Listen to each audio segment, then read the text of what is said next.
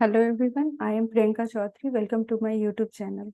तो आज के इस वीडियो में हम लोग जो हिस्ट्री का चैप्टर स्टार्ट किया था उसका ये सेकंड चैप्टर है। हिस्ट्री का ये सेकंड चैप्टर है। इस चैप्टर में मेनली हम लोग जो पढ़ने वाले हैं वो टॉपिक है हमारा आखेट खाद्य संग्रहण से भोजन उत्पादन तक। तो सबसे पहले हम ये देखते हैं कि आखेट किसको कहा जाता था। ये पूरे चैप्टर को हम लोग अच्छे से समझते हुए आगे बढ़ते हैं। तो इस चैप्टर में मेनली हम लोग को देखना है कि जो आखेट संग्राहक लोग थे वे किस स्थान पे रहते थे। जो आखेट संग्राहक को कहा जाता था शिकारी खाद्य संग्राहक। आखेट का मतलब होता था शिकार करना,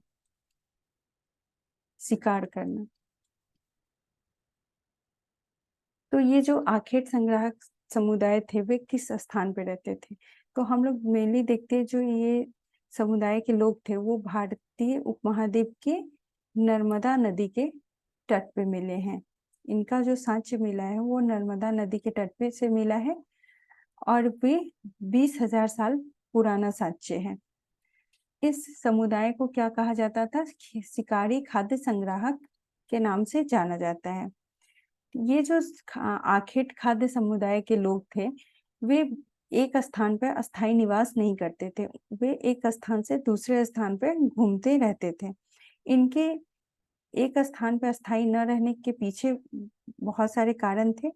जैसे ये लोग भोजन की तलाश में, जैसे आप देखेंगे कि आखेट समुदाय के लोग भोजन की तलाश में एक स्थान से दूसरे स्थान पे जाते थे। दूसरा जो मेन कारण था वो था इनके पास जो मवेशी होते थे, ये जो जीव जंतु को पालते थे उसके चारों के लिए, मवेशी के चारे के लिए वे एक स्थान से दूसरे स्थान पे घूमते थे उसकी तलाश में। और थर्ड जो पॉइंट आता है वो था आपका जो जलवायु था वो जो परिवर्तित होते थे, तो जलवायु के हिसाब से ये अपने स्थान को भी चेंज करते थे। और जलवायु एक मेन कारण हो जाता था। और चौथा जो कारण है वो था पानी की तलाश में। पानी की तलाश में भी ये लोग एक स्थान से दूसरे स्थान पर घूमते रहते थे। ये हमारा शिकारी खाद्य संग्राहक के ऊपर है। दूसरा जो हम लोग देखते हैं कि जो पाषाण काल था वो मानव सभ्यता का प्रारंभिक काल माना जाता है। पाषाण काल को मानव सभ्यता का सबसे शुरुआती काल माना जाता है। इसको एक और नाम से जाना जाता है, इस काल को हम प्रागैतिहासिक काल भी कहते हैं। प्रागैतिहासिक काल।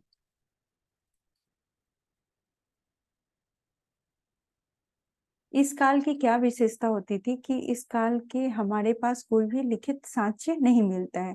जो भी साक्ष्य मिले हैं वो कौन से साक्ष्य मिले थे?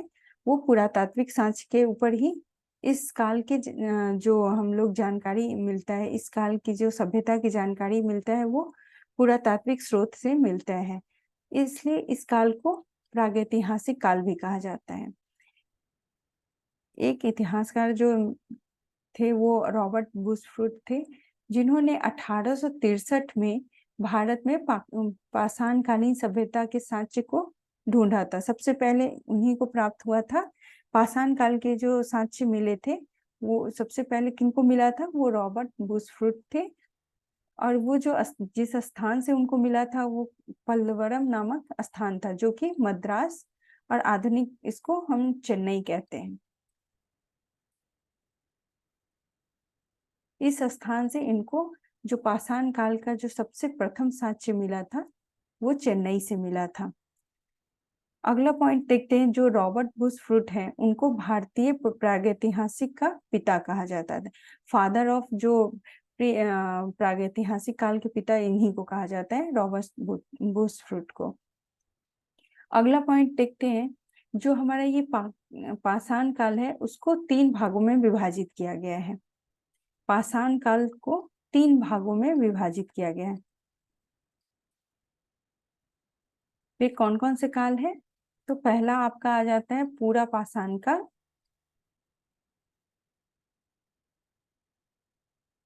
दूसरा है आपका मध्य पाषाण काल, और थर्ड है आपका नव पाषाण काल। ये 3 काल में पूरे पाषाण काल को डिवाइड किया गया है। तो जो पहला आपका है पूरा पाषाण काल, इसका समय काल हो जाता है आपको 20 लाख से 12,000 ईसा पूर्व माना जाता है।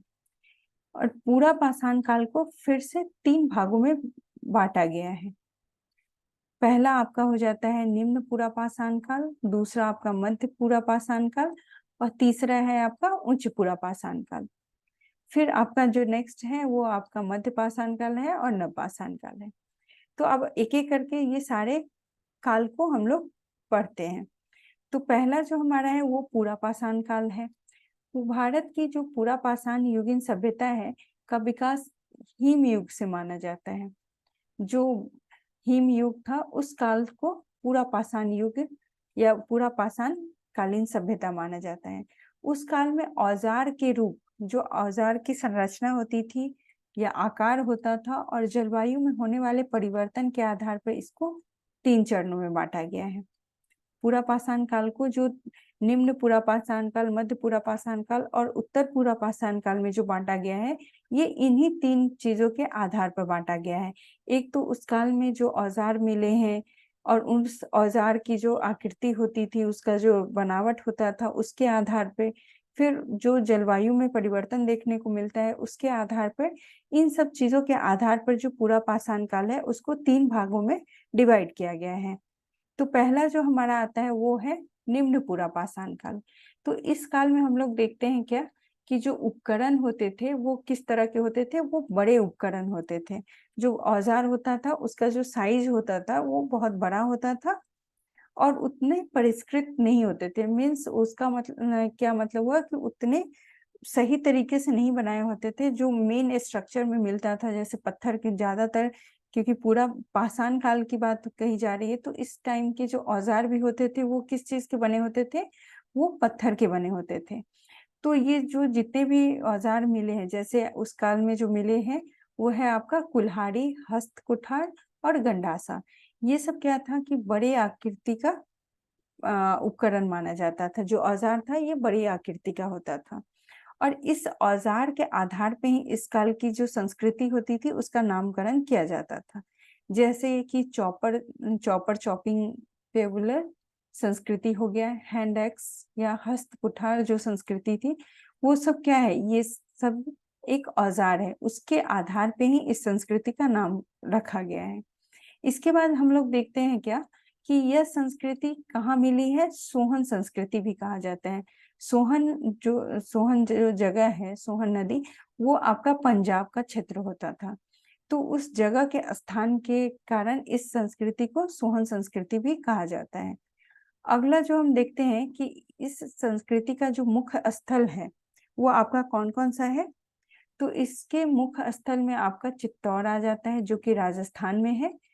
उसके बाद सोन घाटी आता है, ये अभी वर्तमान के पाकिस्तान, पंजाब और पाकिस्तान का क्षेत्र माना जाता है। बेलन घाटी है जो कि उत्तर प्रदेश में है। सिंगरौली है घाटी जो कि छोटा नागपुर में है। ये जो आपका क्षेत्र है ये सब निम्न पुरा पाषाण कालीन क्षेत्र है।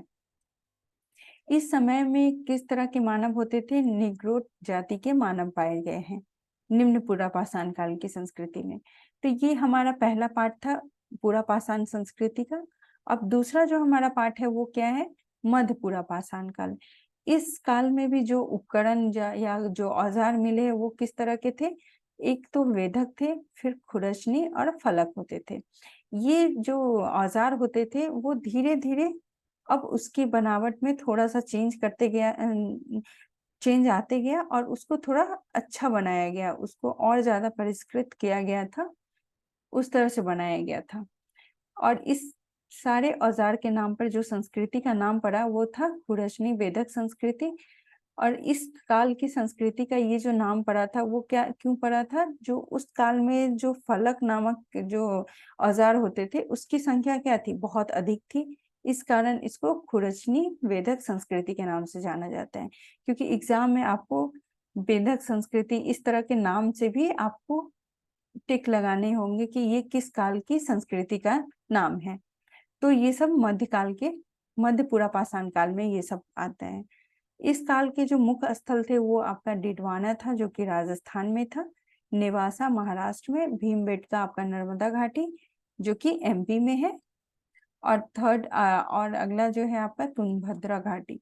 इस काल के जो मानव थे वो किस तरह के थे? निएंडरथल मानव आते थे। वो थोड़े से उससे आधुनिक होते चले गए। इस टाइम में जो आए वो निएंडरथल मानव थे। अगला जो हमारा पॉइंट है वो है क्या? थर्ड, उच्च पूरा पाषाण काल। इस काल में हमें हमें जो उपकरण मिले हैं वो किस तरह के थे? वो तक्षणी, फलक, सल्क और फलकों पर बने औजार होते थे। ये और ज्यादा बारीक होते गए और इसमें अच्छी तरह से इनको तैयार करते चला गया। अगला इसमें जो मुख्य स्थल देखते हैं वो है आपका कुर्नूल। ये आंध्र प्रदेश का जगह था। वहां से इस काल के जो सांचे मिले हैं वो अब दक्षिण की तरफ भी बढ़ते जा रहे हैं। यहाँ आंध्र प्रदेश से भी इसके सांचे मिले हैं। यहाँ से जो मेनली जो सांचे देखने को मिलता है वो क्या था? हड्डी के उपकरण व राख के अवशेष मिले हैं। जो अब यहाँ पे जो औजार बनाए जाते थे, जो उपकरण बनाए जाते थे, अब वो क्या थे? जानवरों के हड्डी के भी बनने लगे थे। और दूसरा जो अवशेष मिला था वो कुर्नूल से हमें राख के अवशेष, मीन्स यहाँ से पता चलता है कि इस टाइम में आते आते आग का खोज हो चुका था। आग रहा होगा तभी उसके जले हुए पार्ट को हम राख कहते हैं, तो वो मिलना स्टार्ट हो गया था। अगला हम देखते हैं कि जो भीमबेटका है वो मध्य प्रदेश में है, एमपी में है। यहाँ से हमें गुफा चित्रकारी के अवशेष प्राप्त हुए हैं कि यहाँ पे जो बहुत सारे गुफाएं होती थी उस पे खोद के चित्रकारी की जाती थी। उसके जो पहला अवशेष हमें प्राप्त हुआ है वो कहाँ से? तो वो भीमबेटका जगह से मिला है। भीमबेटका बहुत ही अब महत्वपूर्ण जगह माना जाता था क्योंकि 2004 में आते आते बहुत सारे ऐसे अवशेष मिले हैं इस जगह से, तो इसको 2004 में विश्व धरोहर में भी घोषित किया गया है। अगला जो हमारा पॉइंट है वो है आधुनिक जो स्वरूप वाले होमोसेपियंस। ये जो होमोसेपियंस प्रजाति थे वो अब आधुनिक मानव के काफी निकट थे, तो मानव का उदय इस काल में होना शुरू हो गया था। अब नेक्स्ट हमारा पॉइंट है मध्य पूरा पाषाण काल। पहला तो हम लोग कंप्लीट किए कि पूरा पाषाण काल, जिसको 3 भाग में डिवाइड किया गया था। वो उसमें जो मेन डिवाइड का जो कारण था वो आपका औजार था, जलवायु परिवर्तन थे, और औजार में जो भी चेंजेस आते थे उसके आधार पे उस काल को डिवाइड किया गया था। और जो अगला हम लोग पढ़ेंगे वो है हमारा मध्य पाषाण काल। इसका जो समय काल है वो 12,000 से 10,000 ईसा पूर्व माना जाता है। इस काल में हमें पर्यावरणीय बदलाव देखने को मिलता है। इस काल में आते आते जो जलवायु में बहुत सारे परिवर्तन देखने को मिलते हैं। इस कारण से इसको क्या गया? मेसोलिथिक यानी कि मध्य पाषाण का मिडिल एज में ये आ जाता है। इसका समय आपको 12,000 ईसा पूर्व से 10,000 ईसा पूर्व माना गया है। अब इस काल की जो हम विशेषताएं देखेंगे तो इस काल में औजार कैसा होने लगा था? औजार के जो साइज होते थे, जो हमारे उपकरण मिले उसका जो साइज था अब धीरे धीरे छोटा होते चला गया है, और इसको इस कारण से माइक्रोलिथिक यानी कि लघु पाषाण काल भी कहा जाता है। लघु पाषाण क्योंकि इस काल में जो भी औजार मिले हैं उसके साइज बहुत छोटे होते चले गए हैं, बहुत ही परिष्कृत होते चले गए थे। इस काल में जो औजार में मेनली हम लोग देखते क्या है कि हड्डियां या लकड़ियों के मुट्ठे लगे औजार मिलने लगे थे। उसमें जो मेन एग्जांपल आता है वो आपका हंसिया हो जाता है, आड़ी हो जाता है, जो कि काटने के काम आते थे। तो पहले के जो औजार होते थे तो इस तरह से बड़े बड़े औजार होते थे, पत्थर से के वो एक दूसरे से, एक पत्थर को दूसरे पत्थर पे लगाने से क्या होता था, एक पत्थर को दूसरे पत्थर पे डाल डाल डाल के उसको पीट पीट के बनाया जाता था, तो ये सीधा एक आकृति बन जाती थी और उसको वो लोग एक औजार के रूप में इस्तेमाल करते थे। लेकिन मध्य पाषाण तक आते आते क्या हो गया कि उसको और भी बारीक बनाया गया, उसका साइज छोटा किया गया। इसमें आगे चल के क्या हुआ कि हड्डियों के और लकड़ियों के ये दोनों हैंडल लगा देखने को मिलता है कि अब उसके लास्ट एंड पे हैंडल लगे होते थे। और इसमें जो एग्जाम्पल आता है कि किस तरह के औजार थे, तो वो कौन कौन से थे, एक आरी होता था और एक हसिया होता था, जैसे औजार मिलते हैं। इस काल के उपकरण की खोज किसने की थी? कालोइल कालोइल नामक एक व्यक्ति थे, उन्होंने इस काल के औजार की खोज की थी। अगला हम लोग देखते हैं कि इस काल के मानव जो होते थे, वे खाद्य संग्रहण के साथ साथ पशुपालन भी करना शुरू कर दिए थे। तो ये बहुत इंपॉर्टेंट पॉइंट है कि इससे पहले तक जितने भी मानव होते थे, वो केवल क्या करते थे? खाद्य संग्रहण करते थे, शिकार करते थे, और शिकार के दौरान वे लोग जो भी खाद्य पदार्थ को प्राप्त करते थे, उसको संग्रहित भी करना सीखे थे। लेकिन इस काल मध्य पाषाण तक आते आते क्या हुआ कि उसके साथ साथ वो लोग क्या किए कि अब वो पशुओं का सिर्फ शिकार नहीं करते थे, उनको वे उसको पालतू बनाना या उसको पालना भी चालू कर दिए थे। सिर्फ वो वन टाइम खाने के लिए ही नहीं, बल्कि उसको उसकी देखभाल करके उसको अब पालना स्टार्ट कर दिए थे। पशुपालन के प्रमाण हमें कहाँ से मिलता है? तो आजमगढ़, ये भी आपका एमपी में ही है, और बागौर राजस्थान से प्राप्त होता है। ये दो जगह एग्जाम में भी पूछे जाते हैं। जो सर्वप्रथम मध्य पूरा पाषाण काल में पशुपालन के प्रमाण किस दो स्थल से मिलते हैं, तो वो है आपका आजमगढ़ और बागौर है। बसने की प्रक्रिया किसको कहा जाता है? ये एग्जाम में आपसे कितनी बार पूछा गया है कि बसने की प्रक्रिया किसको कहते हैं। तो बसने से यहाँ जो तात्पर्य है कि लोगों द्वारा पौधा उगाने और जानवरों की देखभाल करने को ही बसने की प्रक्रिया कहा जाता है। बसने का मतलब क्या है कि अब एक स्थान पे जो पहले जो ये शिकारी समुदाय होते थे, जो आखेट समुदाय होते थे, वे क्या थे? एक स्थान से दूसरे स्थान पे घूमते रहते थे। लेकिन बसने की प्रक्रिया में क्या हुआ कि अब वे क्या किए कि अब पौधे उगाना स्टार्ट किए। और पौधे उगाने के लिए क्या होता था कि उनको अब एक स्थान पे रहना पड़ता था।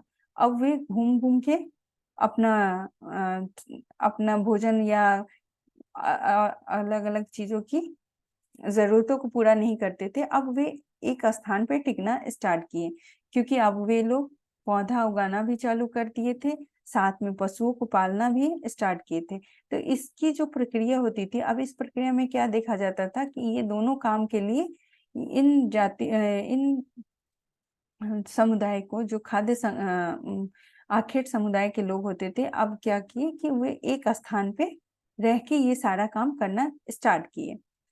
अगला हम देखते हैं कि जो विंध्य क्षेत्र था और भीमबेटका, मध्य प्रदेश तथा दक्षिण में उत्तर प्रदेश से प्रागैतिहासिक शैल चित्र की जानकारी मिलती है।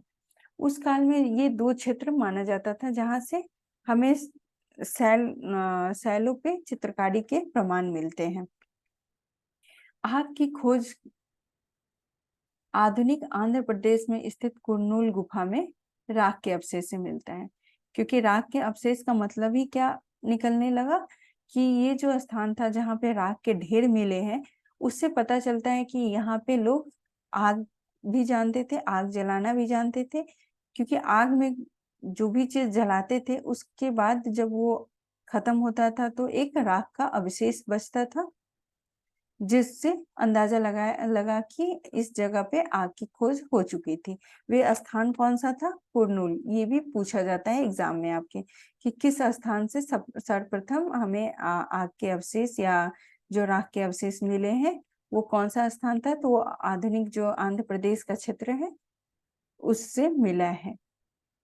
अगला हम लोग देखते हैं नवपाषाण काल। नवपाषाण काल की जो विशेषताएं हैं, नवपाषाण काल आपका 10,000 ईसा पूर्व से अभी तक जो भी चल रहा है, अब तक का समय है। तो इस काल में जो विशेषताएं हैं, इस काल का मानव जो है वो विकासशील होते चले गए, या जिसने कृषि कार्य तथा अस्थायी जीवन व्यतीत करना आरंभ कर दिया था। इस काल में आते आते हम लोग देखते हैं क्या है कि जो नवपाषाण काल है, इस काल के मानव कृषि कार्य मतलब कृषि करना जान गए थे। साथ में कृषि करने से क्या हुआ, वे लोग अस्थायी जीवन भी व्यतीत करने लगे थे, क्योंकि किसी को उगाने के लिए उनको एक स्थान पे रहना जरूरी हो गया था। नवपाषाण को क्रांति का युग भी कहा जाता है, क्योंकि इस काल में अब मानव एक सभ्य की तरह एक स्थान पे रहना चालू किए और नए नए चीजों का इस काल में आते आते बहुत सारी चीजों का खोज होने लगा था। नवपाषाण काल की खोज किसने की थी? तो लेन सूरियर ने की थी, 1860 ईस्वी में किया गया था। इस काल के जो अगर औजार की बात करें, क्योंकि औजार में हम लोग देखते हैं कि जो पूरा पाषाण काल से लेके आगे तक जैसे जैसे हम लोग बढ़ते जाएंगे, इसमें हम लोग देखेंगे कि जो औजार की जो प्रकृति थी उसमें बहुत सारा बदलाव देखने को मिलता है। वो पहले से काफी बेहतर होते चले गए थे। तो इस काल में आके हम लोग जो औजार की विशेषता देखते हैं, उसमें हमें क्या देखने को मिलता है कि इस काल के जो औजार थे उसके साइज तो छोटे हो ही गए थे, क्योंकि ये तो आपका पूरा मध्य पाषाण काल से ही हम लोग देखते हैं क्या कि औजार जो होते थे, जो पत्थर के औजार होते थे, वो उनके साइज में कमी आती गई है और वे काफी परिष्कृत होते चले गए थे मध्य पाषाण में। इसलिए इनको माइक्रोलिथिक पीरियड भी कहा जाता है, क्योंकि इस काल के जो औजार हैं वो काफी छोटे हो गए थे। लेकिन हम जब नवपाषाण काल की बात करते हैं तो औजार के साइज भी छोटे हो गए थे और उस पे पॉलिश भी किया जाता था, एक कोटिंग जैसा किया जाता था, काफी चिकना उसको बनाया जाता था। उसके बाद उसे नुकीला भी बनाया जाता था। तो इसमें हम लोग देखते हैं कि इस पे काफी काम किया जाता था। एक औजार को तैयार करने पे पहले उस पे पॉलिश किया जाता था, उसके धार को तेज किया जाता था, ताकि वो उस औजार का बेहतर इस्तेमाल कर सके। इस युग में औजार जो थे वो पॉलिशदार, नुकीले और धारदार होते थे। ये ज्यादातर किस धातु से निर्मित होते थे? तो जस्पर, चर्ट और फिल्टर धातु से निर्मित होते थे। नवपाषाण काल के मुख्य आविष्कार जो हम लोग देखते हैं, वे किस किस चीज के की खोज हो गई थी इस काल में? पहला तो हम देखते हैं कि आग की खोज हो गई थी, आग का वे लोग उपयोग करना सीख लिए थे। फिर पहिए का इस्तेमाल हो गया था, कपड़ा का भी खोज हो गया था और भोजन पकाना, अस्थाई जीवन की शुरुआत इसी काल से हुई थी। कृषि का शुरुआत हो गया था, नाव का निर्माण किया गया था। बहुत तो इस काल को इसलिए हम लोग क्या कहते हैं कि क्रांति का काल कहते हैं, क्योंकि बहुत सारे अब मानव जो थे वे एक तरह से अस्थाई जीवन जीना स्टार्ट कर दिए थे। ग्रामीण संकल्पना का विकास भी इसी युग से शुरू होता है। तो ये एग्जाम में भी कई बार पूछ लिया जाता है कि ग्रामीण संकल्पना का विकास किस युग से स्टार्ट होता है। तो ये जो हमारा क्रांतिकारी युग है, जिसको हम नवपाषाण काल कहते हैं, इस काल से मनुष्य अब एक अस्थाई जीवन की ओर चलना स्टार्ट किया था। और जो नवपाषाण काल में अब बहुत सारे स्थल, बहुत सारे क्षेत्र के बारे में हम लोग पढ़ेंगे कि कहाँ कहाँ से हमें क्या क्या चीज मिली है। तो उसमें जो सबसे पहले हम लोग देखते हैं वो मेहरगढ़ आता है। मेहरगढ़ ये नवपाषाण युगीन प्राचीनतम बस्ती है। सबसे पहली जो बस्ती बसाई गई थी वो कहाँ से हमें मिला है उसका सच? तो वो हमारा मेहरगढ़ है। ये जो क्षेत्र है वो आपका बलूचिस्तान, अभी प्रेजेंट का जो वर्तमान का जो बलूचिस्तान प्रांत है और पाकिस्तान का जो प्रांत है, वे हमारा कौन सा है? मेहरगढ़ है। तो यहाँ पे हम लोग देखते हैं कि सबसे पहले जो है ना प्राचीनतम बस्ती, यहीं से इनके साक्ष्य मिले हैं, मेहरगढ़ से। और पहली बार जो कृषि के भी साक्ष्य मिले हैं वे भी हमें मेहरगढ़ से ही प्राप्त हुए हैं। ये लगभग 8000 साल पहले के हैं। मेहरगढ़ से हमें चौकोर और आयताकार घरों के अवशेष मिले हैं, क्योंकि अब ये लोग एक तो बस्तियां बसाना स्टार्ट किए थे, एक स्थान पे रहना स्टार्ट किए थे। तो अब ये लोग धीरे धीरे क्या हुआ कि घरों का निर्माण भी करना स्टार्ट किए। तो घर की जो आकृति होती थी या तो चौकोर होती थी और या तो आयताकार होती थी। इस तरह के घर के अवशेष हमें मेहरगढ़ से मिलते हैं। अगला जो हमारा स्थल है वो है आपका बुर्जहूम। ये वर्तमान के कश्मीर जो क्षेत्र है उससे उसमें पड़ता है जो बुर्जहूम है। यहाँ से हमें किस तरह के घर मिले हैं? तो गड्ढों के नीचे घर बनाए जाते थे, कि मिट्टी को खोद के अंडरग्राउंड, आज के डेट का जो अंडरग्राउंड होता है घर, उस तरह से यहाँ पे घर बनाए जाते थे। इस तरह से घर बनाए जाते थे। जिन्हें गर्तवास कहा जाता था। एग्जाम में भी पूछा जाता है कि गर्तवास किसे कहते हैं। तो जो प्राचीन काल में गड्ढों को खोद के, जमीन को खोद के जो घर बनाए जाते थे, उनको क्या कहा जाता था? गर्तवास कहा जाता था।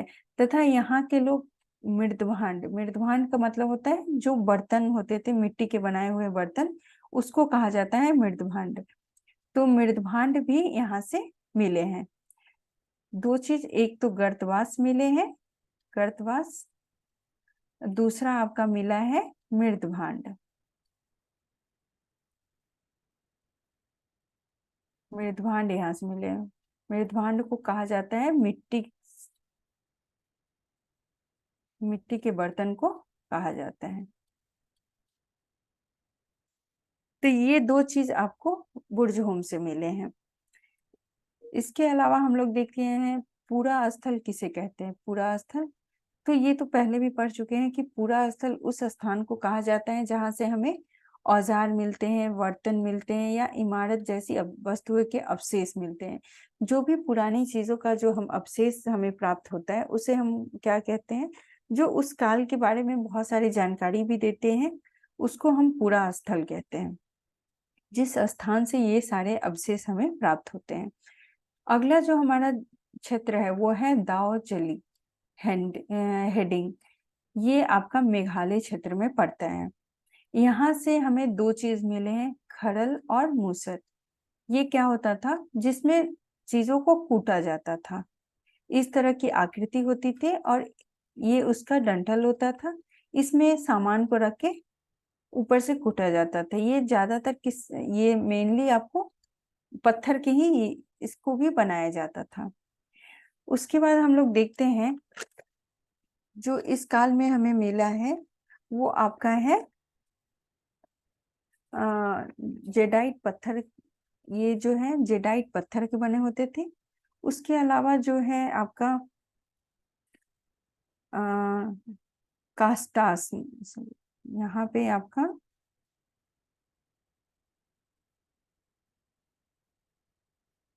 कास्टास्म।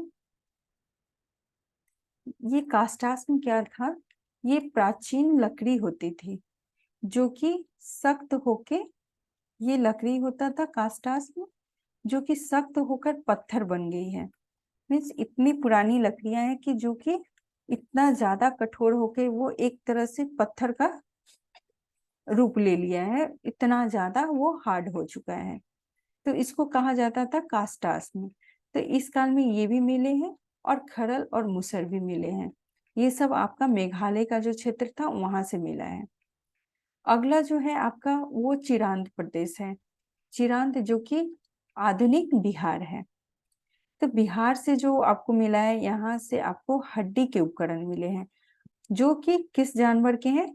वो हिरण के सींगों के जो हड्डी होते हैं उससे बना हुआ औजार यहाँ से मिला है। अगला जो है वो आपका पोल्डी हवा है जो कि उत्तर प्रदेश के क्षेत्र में मिलता है। यहाँ से सबसे पहले आपको चावल का और जानवरों की हड्डी के टुकड़े का प्रमाण मिला है। उत्तर प्रदेश से चावल का और जानवर के हड्डी के टुकड़े का प्रमाण मिला है। नवपाषाण युग के सबसे जो प्रसिद्ध पुरा स्थल है वो कौन सा है? चावल के लिए युग तुर्की में दूर दूर से कई चीजें लाई जाती थी। चावल वहां तुर्की से मंगाई जाती थी। इसके अलावा बाहर से आपको चकमक पत्थर और कौड़िया, सीपियां इत्यादि भी मंगाई जाती थी। अब हम लोग देखते हैं कि जो पाषाण औजार हैं के निर्माण करने के तरीके कौन कौन से हैं। तो पाषाण काल के जो औजार बनाए जाते थे वो पत्थर से पत्थर को टकरा कर बनाए जाते थे।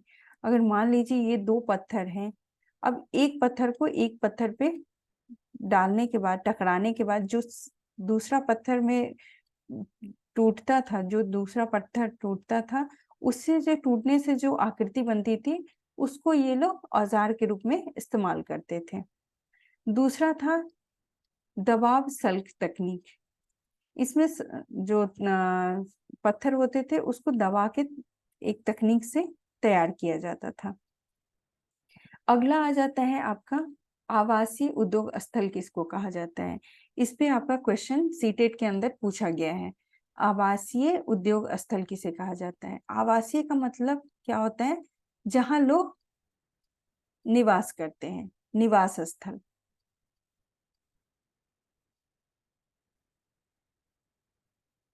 आवास का मतलब एक जगह पे जहां लोगों का रहने का जगह हो जाता है, उसको कहा जाता है निवास स्थल। तो आवासीय उद्योग कि जहां पे उद्योग भी होता हो, कोई काम भी होता हो और लोग वहां पे आके रहते भी हो, ये दो चीज हम लोग देखेंगे। इसी को आवासीय उद्योग स्थल कहा जाता है। उन स्थानों को कहा जाता है जहाँ पे लोग क्या कौन सा काम करते थे? तो औजार बनाने का काम करते थे, पत्थर के औजार बनाने का काम करते थे, तथा उन स्थानों पर ज्यादा समय तक रहा भी करते थे। इसलिए ऐसे स्थान को आवासीय उद्योग स्थल कहा जाता था, क्योंकि औजार बनाना है तो वहां पे लोगों को रहना भी पड़ता था, और ये लोग लंबे टाइम तक रहते थे क्योंकि इन्हें ज्यादा औजार बनाने पड़ते थे। तो ये जो काफी समय तक रहते थे, इस कारण से वहां पे इन लोग का आवास भी बनते चला गया। इसलिए तो ये आवास क्यों बनाया गया? क्योंकि इन लोगों को उद्योग भी करना था, औजार भी बनाने थे। तो इसलिए जो उस उद्योग के स्थल पे ये लोग जो रहना स्टार्ट किए, इसलिए इसको आवासीय उद्योग स्थल कहा गया। अगला हम लोग देखते हैं कि जो महाराष्ट्र के पटने है, स्थल का नाम है, पूरा स्थल है, वहां से हमें क्या मिला है? शुतुरमुर्ग के अंडे मिले हैं, उनके अवशेष मिले हैं। ये डायरेक्ट इस पे 2 से 3 बार क्वेश्चन पूछा गया है कि किस स्थान से, किस पूरा स्थल से हमें शुतुरमुर्ग के अंडे मिले हैं। तो वो आपका महाराष्ट्र का पटेन स्थल है, जहां से शुतुरमुर्ग के अंडे मिले हैं। इस अंडे के जो छिलके होते थे, उस पे चित्रांकन भी किया जाता था, उस पे चित्र भी बनाए जाते थे। इस अंडों से मनके भी बनाए जाते थे। तो ये आपका टोटल आपका ये पहला चैप्टर का एक टॉपिक है, जिसमें हम लोग तीनों जो पाषाण काल को जो डिवाइड किया गया है 3 भाग में, तीनों पार्ट को हम लोग यहाँ पे कंप्लीट किए हैं, जिसमें आपका टोटल आ गया है आपका नवपाषाण काल से लेके पूरा पाषाण काल से लेके नवपाषाण काल तक के सारी चीजों को हम लोग इस सारे टॉपिक के अंदर कवर किए हैं। और जो अब हमारा नेक्स्ट आएगा वीडियो, उसमें हम लोग क्या पढ़ेंगे? अब इसका अगला टॉपिक पढ़ेंगे, जिसमें हम लोग ताम्र पाषाण युग के बारे में जानेंगे। ये हमारा नवपाषाण काल था, और अगला अब हमारा आएगा ताम्र पाषाण काल। तो ये आपका अगला टॉपिक रहेगा। लेक्चर 5-6 में हम लोग नवपाषाण काल के बारे में पढ़ेंगे। आई होप आप लोग को ये सारा टॉपिक समझ में आया होगा। तो अब अगले वीडियो में मिलते हैं, तब तक के लिए धन्यवाद।